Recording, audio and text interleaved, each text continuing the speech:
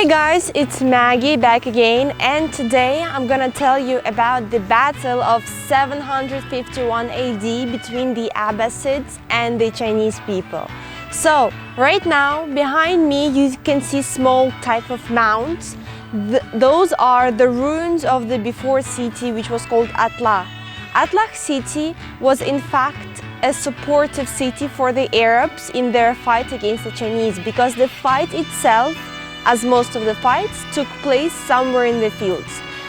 Due to the fact that the whole battle lasted for several days, you cannot exactly pinpoint the place of the fight because they were moving due to their dynasties. However, one of the facts is that the Chinese dynasty was several thousand people smaller than the Arab dynasty.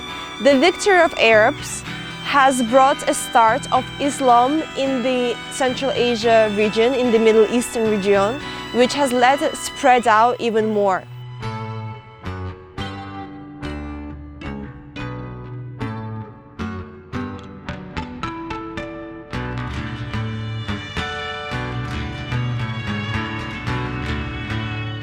Right now, we are standing on the land that used to be Artla city a long time ago. This place is also well known as Talas Battle Zone. At the end of the 7th century until the beginning of the 8th century, it was one of the most prosperous cities. This place gathered around 60,000 warriors when the Arabic and Chinese armies confronted each other.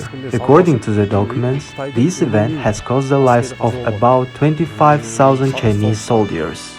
History also notes that it was a time when blood was spilled like water. At the end, after continuous battles, around 20,000 soldiers were captured. This ended the war. Another conflict that also happened here was in the middle of 13th century. And let me remind you, this place, Artla city, was one of the leading cities at that time. I'm pretty sure archaeologists may find a lot of ancient objects here.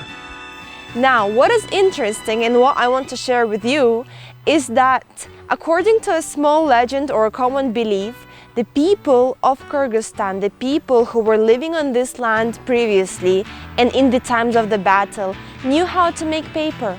And during the times of the battle between the Abbasid and the Tang dynasty of the Chinese, that knowledge of the Kyrgyz people has passed to the Chinese and the Arabs, who then improved the Silk Road, started trading even more and trading out even their knowledges, which was how the knowledge of making paper out of different things spread through the world, and that is how the world knew and understood the exact point and how to make the paper.